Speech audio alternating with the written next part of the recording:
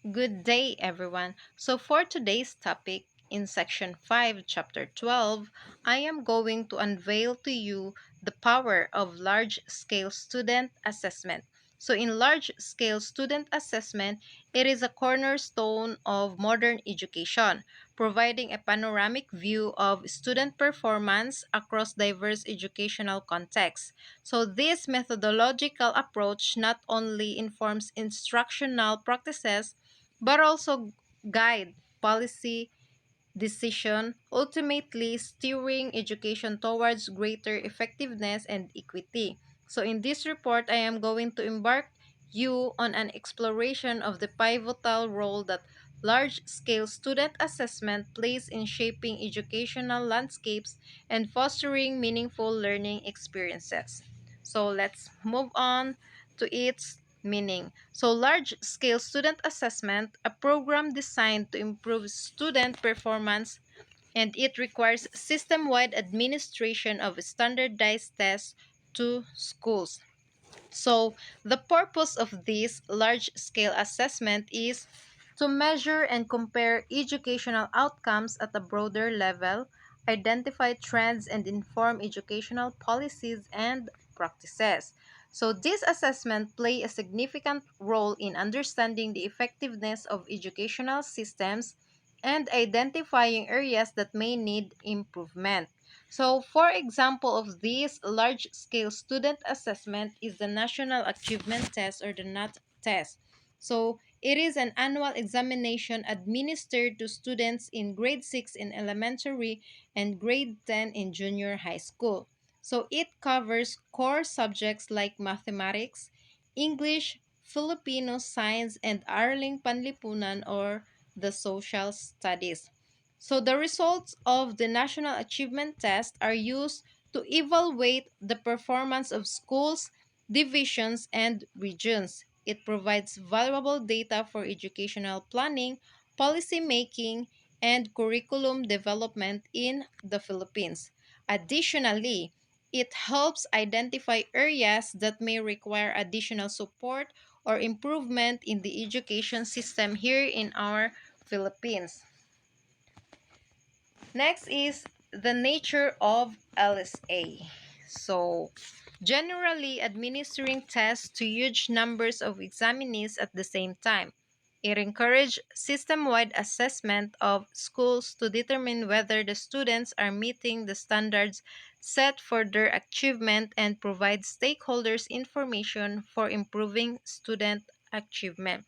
So here in Nature of LSA, it is characterized by several key features such as standardization, objective measurement, comprehensive content coverage, sampling techniques, large participant pool, periodic administration, utilization of technology or the use of technology, policy and decision making tool, feedback and improvement, and the overall LSA. It plays a crucial role in understanding the educational landscapes and identifying areas for improvement and guiding policies and practices to enhance the quality of education provided for the students. So that is the the characterize the several characteristics for LSA. So next is referred to literature using different terms. So in first is the system-wide assessment. So, system wide assessment suggests that the participation of all schools which are part of a system. So, here it aims to provide insights into the overall performance and effectiveness of the educational system. So, next is the standardized testing. So, here it suggests that the consistent manner and conditions in the administration, scoring, and interpretation of assessment tools. So this involves administering tests with uniform content, format, and scoring procedure to a large number of students. So the goal for this standardized testing is to ensure fairness and consistency in the evaluation processes, allowing for meaningful comparisons across different students, school, or region. Next is the certification testing. It suggests that a specific purpose for assessment.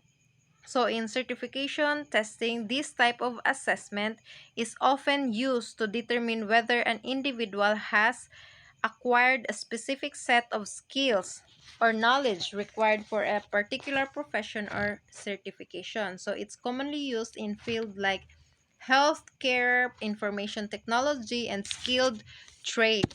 So next is the large scale annual assessment. So it suggests frequency of scheduled school assessment. So here in large scale annual assessment, this term specifically denotes an assessment conducted on a large scale, typically annually. So it encompasses a significant portion of students within a given educational context, and the results are used for various purposes including policy making and educational planning. So that is large scale annual assessment. So next topic is the large scale assessment, LSA, and classroom-based assessment. So here I am going to differentiate the LSA and the CBA, give its usage, the relationship and connection of these both assessment. So LSA and CBA can be both designed and used for norm referenced assessment and criterion reference assessment. So the content of LSA and CBA are both aligned to the curriculum, of course, and specific learning outcomes. So it involves of teachers in the preparation of the assessment tools. Then also it select response format like multiple choice and binary choice items are commonly used. Assessment is more focused on cognitive instructional outcomes. So the large scale assessment, it refers to the evaluation of a large number of students, typically at a district, regional, or national level. It is designed to provide insights into the overall performance of educational systems. So the usage or its usage of large-scale assessment is that it is often used for policy making, educational planning, and to assess the effectiveness of educational system or programs on a broader scale. The results are used for comparisons between different schools, districts, or even countries, while school-based assessment focuses on evaluating individuals' students' performance and learning progress within the context of their specific classroom or learning environment. It's conducted by teachers during regular classroom activities. So the usage of classroom-based assessment is that it's used to monitor student progress, provide feedback for improvement, and guide instructional decisions. It also helps tailor teaching methods to individual students.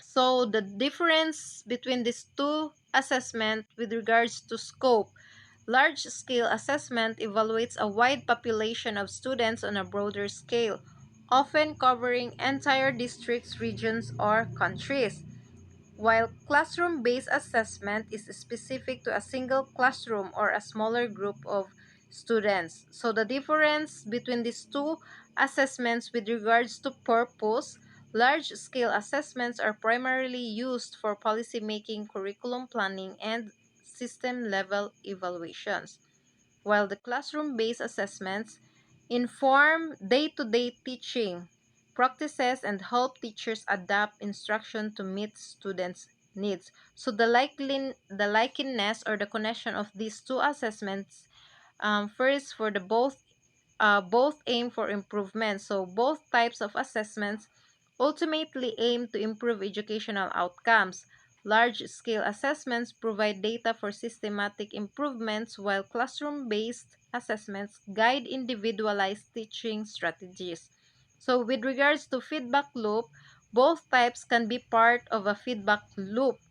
Classroom assessments can feed into larger scale assessments, and results from large-scale assessments can inform adjustments in classroom practices. So the relationship between the two is that the large-scale assessments and classroom-based assessments are complementary components of a comprehensive assessment system. So they work together to provide a holistic view of educational effectiveness.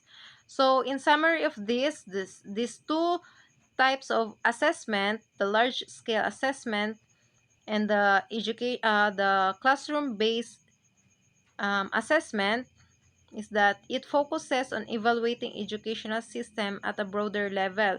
So that is the large scale assessment, while the classroom based assessment are centered on individual students progress within a specific classroom environment, but both are serve critical roles in enhancing education by providing data for informed decision making and instructional improvement. So that is the LSA and CBA. So, standardized tests can measure initiative, creativity, imagination, conceptual thinking, curiosity, effort, irony, judgment, commitment, nuance, goodwill, ethical reflection, or a host of other valuable disposition and attributes. What they can measure and count are isolated skills, specific facts and function, content knowledge, the least interesting and least significant aspects of learning. So next is the use of large-scale student assessment. Some LSA programs make use of high-stake testing which defines a student's entry or non-entry to a desired advanced level. Letter A, grade level standardized test of achievement administered at major transition points which students have to pass before proceeding to the next higher level. So for example of this, when you are in grade 6, you cannot you cannot continue to grade 7 unless you can pass the entrance test in a specific school you are going to enroll. Letter B, examination given by secondary schools before graduation to certify students' readiness for college level. Letter C, senior students taking a national achievement test. D, admission to state colleges and universities in Asia requires passing a standardized entrance exam and the obtained score determines the course or campus the student can enroll in. So you cannot enroll in a colleges or in a state universities unless you can pass the entrance test that will be given by that college or university. Letter E, admission to graduate programs in most universities in the US requires passing a qualifying examination. Letter F, certification of second language proficiency required by many higher education institutions from non-English speaking applicants. Second, monitoring and judging progress of student performance for evaluative purposes and research. Letter A, many countries use national examination as their barometer on how their students are performing along desired competence in different subject areas at different level across time.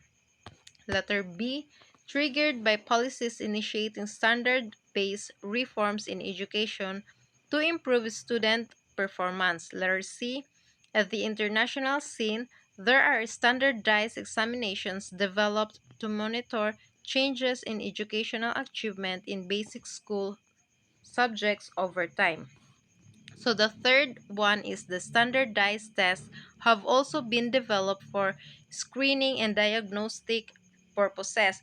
So just like what I have said, you cannot proceed to a higher level unless you can pass the said entrance test to that specific school you are going to enroll with.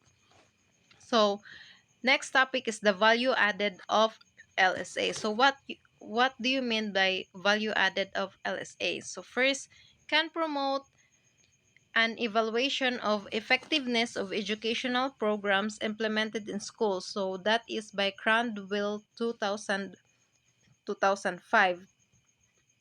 So in value added in LSA, in the context of large scale assessment or LSA, value added refers to a method of evaluating the effectiveness of educational institutions or systems. It assesses the progress or growth that students make over a specific period of time. So typically within an academic year. So this is done by comparing a student's current performance on an assessment to their previous performance, taking into account factors such as their starting point and other relevant variables. So that is value added of LSA. So second, can provide information to the general public on how schools and students are performing and how they compare with others. So third is mining of LSA process and products through relevant research in education. Fourth, well-documented information of schools as byproduct of LSA inform relevant policy for legislation or institutionalization. Fifth, curricular reforms can be in place with LSA information on what learning outcomes students across schools can achieve. Six, staff development of school heads and teachers. So that is the value added for LSA. So in addition, value added assessments are valuable because they focus on growth rather than just absolute scores. So of course, diba, they are focusing on the growth, not just the scores only. So they can help identify effective teaching practices and areas that might need improvement. However, it's important to note that designing and implementing accurate value-added models can be complex and there can be debates about the best methods and interpretations that is being used. It's crucial to use them in conjunction with other assessment methods for a comprehensive understanding of educational outcomes. So, moving on to the conditions for effective LSA implementation. So, it is the it established broad agreement about what school outcomes are essential for all students. So, it ensures that these areas are clearly articulated in the curriculum and are supported with appropriate instructional material. It holds students, parents, and teachers accountable for those who assess student progress in the areas of importance at different times over their school careers. It also prepares teachers and encourage them to use teaching strategies that increase learning outcomes for all students. It encourages mixed ability grouping and discourage grouping, tracking, or streaming students by socioeconomic background or in ways that increase differentiation among students of different ethnocultural backgrounds. It also ensures that teachers and administrators are well prepared for their responsibilities. It also assesses schools on the basis of student growth in learning outcomes, taking into account their individual socioeconomic backgrounds, the socioeconomic context of the school community, as well as school policies and practices known to influence the achievement of the valued outcomes. It also examines rates of students' progress as well as gradients in student progress associated with such background factors as socioeconomic standing, gender, and ethnicity. Counter misuse of the results of large-scale assessments in the media and elsewhere and provide teachers with adequate time to individually and collectively interpret data for the purpose of improving instruction. So here in in the effective implementation of large scale assessment, several key conditions used to be met. These conditions help ensure that the assessment system yields meaningful and reliable results while promoting positive impacts on education. So here are some critical conditions. So first is the clear educational objectives and standards. Second, aligned curriculum and assessment. Third is the high quality assessment instruments. Fourth is the professional development for educators. Fifth is the fairness and equity. Sixth is the clear communication of expectation. Seven, timely and meaningful feedback. Eight, the data privacy and security. Nine is the use of results for improvement. 10, flexibility and adaptability, and 11, stakeholder involvement, and the last one is the research and evaluation. So by meeting all of these conditions, education systems can implement large scale assessments in a way that maximizes their potential to improve teaching and instructional strategies, and also the learning outcomes of the students. So that is the conditions that is needed in the LSA. So next is the milestones that must be accomplished for LSA to get implemented in higher education by Banta 2006. So agreement by the faculty on the general learning outcomes to be assessed. Operationalization of these outcomes so they can be translated to rubrics applicable to student works coming from different fields.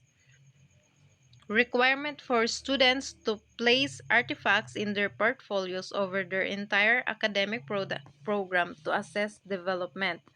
Systems to be designed by information technology experts for analyzing millions of students' capabilities to perform desired learning outcomes can easily be communicated.